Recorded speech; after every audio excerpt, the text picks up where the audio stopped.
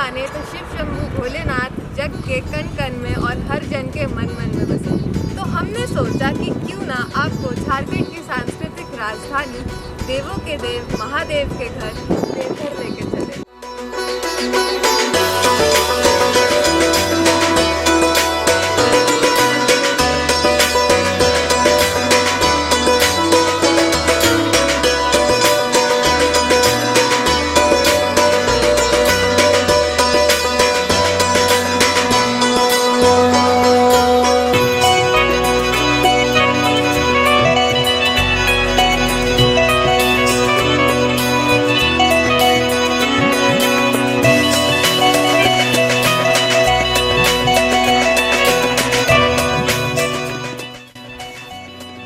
तो चलिए शुभ आरंभ करते हैं अपनी यात्रा की।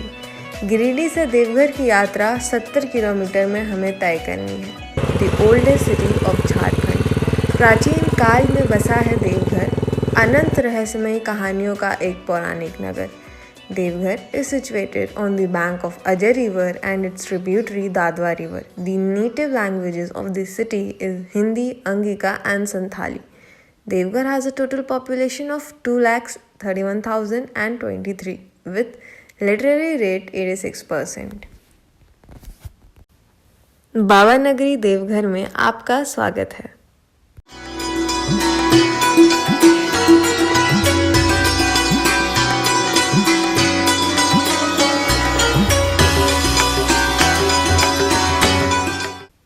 और हम हैं शिव शंभू के धाम वैद्यनाथ मंदिर के पावन पवित्र पूज्य परिसर में। बोल बम बोल बम बोल बम बोल बम। और हम सब पहुंच चुके हैं बाबा वैद्यनाथ धाम के पूज्य परिसर में। तो चलिए शुरू करते हैं।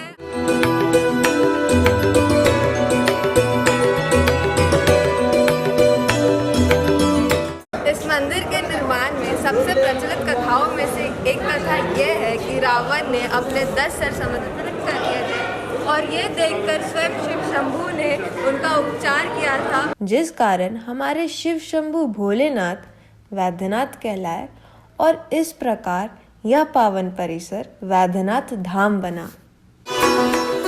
Do you all know that which is the longest religious fair in the world? It is Shravani मेला। सावन के महीने में बाबा धाम में लाखों लाख भक्त आते हैं और जिसमें लगभग सभी सबसे पहले तो बाबा धाम से 105 किलोमीटर दूर सुल्तानगंज जाते हैं। गंगा जल भर अपने अपने कांवर में बोल बम के नारे के साथ वैद्यनाथ धाम चल कर आते हैं। फिर वे शिव गंगे में स्नान कर आत्म शुद्धि करते हैं और मंदिर में प्रवेश करते हैं। The site on the way from Sultanganj to Baba Dham is of a 109 kilometers long human chain of saffron-clad pilgrims. It is estimated that within this period of 1 month, around 50 to 55 lakhs pilgrims visits Baba Dham. बोल बम के मंत्र से सभी मंत्रमुग्ध हुए हैं जहां शंखनाद की वो अतुल्य अनुगुंज सुनी हो जहां आरती के दियों और हवन की अग्नि से जगमग सभी के मन हृदय हैं जहां पेड़ा चूड़ा दही जलेबी और घुगनी की सादगी वाली स्वाद हो जहां श्रावणी में केसरिया कांवरियों की आस्था का मानव श्रृंखला देखा है जहां शिव शंभू के विवाह की हर झांकी में शिवमय हुए हैं जहां शिव गंगे के पावन जल का स्वच्छ स्पर्श हो जहां आप पूछोगे कहाँ? बस यहीं बाबा नगरी के बाबा धाम में।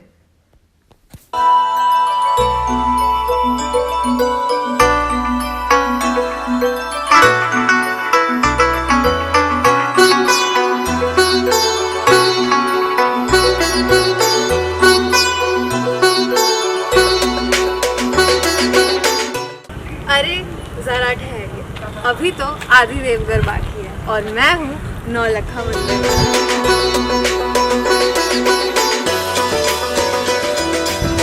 इस मंदिर के निर्माण में 9 लाख रुपए लगे हैं, इसीलिए इसका नाम नौलखा मंदिर रखा गया। तो आइए दर्शन करते हैं।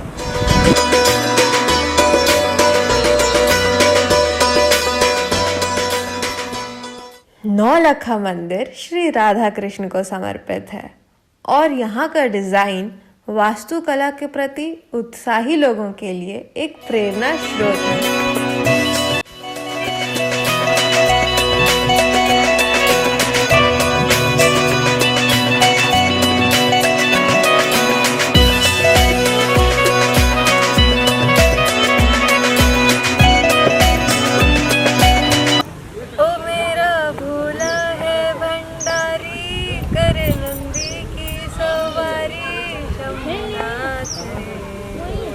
शंकरनाथ रे। और ये है नंदन पहाड़ जो शिव जी के वाहन नंदी के नाम से संबोधित है। नंदन पहाड़ देवघर के बाहरी इलाके में स्थित एक छोटी सी पहाड़ी है और यहाँ एक मंदिर है जिसे नंदी मंदिर के नाम से जाना जाता है। नंदी भगवान शिव का वाहन है। इस जगह पर एक मनोरंजन पार्क भी है जहां आप रोमांचक सवारी और नौका विहार यात्रा का आनंद ले सकते हैं। दर्पण और भूत के घर जैसे विभिन्न फतांसी घर भी हैं जो आपको विस्मय में डाल देंगे। यह देवघर में सूर्य उदय और सूर्यास्त का एक अच्छा स्थान है जो पहाड़ी को लाल रंग में रंग देता है और आप इसका नज़ारा देखते ही बोलेंगे। यदि आप पहाड़ी पर घूमने के लिए बहुत थक गए हैं तो टॉय ट्रेन की सवारी ज़रूर करें। यह पहाड़ी प्रतिदिन सुबह 9 बजे से शाम 7 बजे तक खुली रहती है। आत्म मनो मोक्षार्थम जगत हिताय च, स्वयं के मोक्ष के लिए तथा जगत के कल्याण के लिए। विद्यालय के भवन के प्रवेश द्वार पर माँ सरस्वती के चरण हैं। छात्रों को बेहतर सीखने के लिए स्कूल में 10 स्मार्ट कक्षाएं भी हैं। छात्रों को उच्च प्रशिक्षित और पेशवा शिक्षकों द्वारा पढ़ाया जाता है ताकि उन्हें पढ़ाई में सर्वश्रेष्ठ बनाया जा सके। रामकृष्ण मिशन विद्यापीठ में बहुत सारी सुविधाएं उपलब्ध हैं जैसे कि विवेकानंद तरनताल, विवेकानंद सभाघर, विद्यापीठ डेयरी, रामकृष्ण दर्शन और साहित्य कॉर्नर, संग्रहालय और एक पक्षीशाल। 1922 में स्थापित रामकृष्ण मिशन विद्यापीठ भारत में एक आवासीय लड़कों का वरिष्ठ माध्यमिक विद्यालय है। यह रामकृष्ण मिशन का सबसे पुराना संस्थान है। स्वामी जयंतानंद वर्तमान सचिव हैं और स्वामी दिव्य सुधानंद स्कूल के वर्तमान प्राचार्य हैं। The 3 important founding members of the mission is Swami Vivekanand, Shri Ramakrishna and माँ शारदा। विद्यालय का एक बहुत बड़ा परिसर है और इसे 2 भागों में विभाजित किया गया है, मुख्य परिसर और वरिष्ठ माध्यमिक परिसर। विद्यालय परिसर में कई आकर्षक इमारतें हैं। एक आवासीय विद्यालय होने के नाते छात्रों के बोर्डिंग की सुविधा के लिए परिसर के चारों ओर छात्रावास हैं। विद्यापति शिक्षक और कर्मचारी को स्टाफ क्वार्टर भी प्रदान किया जाता है। मेहमानों और भक्तों के लिए कई अतिथि कमरे और शयन कक्ष हैं जो आम तौर पर इस पवित्र स्थान की यात्रा करते हैं। At the end of a day हम सब तपोवन गए जहाँ हमने पर्वत की चढ़ाई करते वक्त बहुत सारे हनुमान देखे और उनके उछल कूद को देख हम सबको बहुत आनंद आया। और फिर ऊपर जाकर सुनहरी शाम और देवघर शहर का सुहाना नज़ारा देखा। तपोभूमि तपोवन में आपका स्वागत है।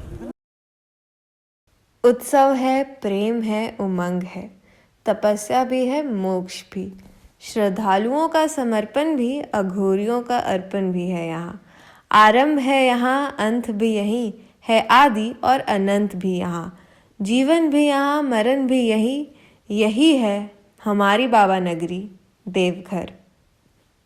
स्वयं शिव शंभू ने मानो जैसे हमें जीवन का सारा सार समझा दिया हो, जियो और जीने दो का सार।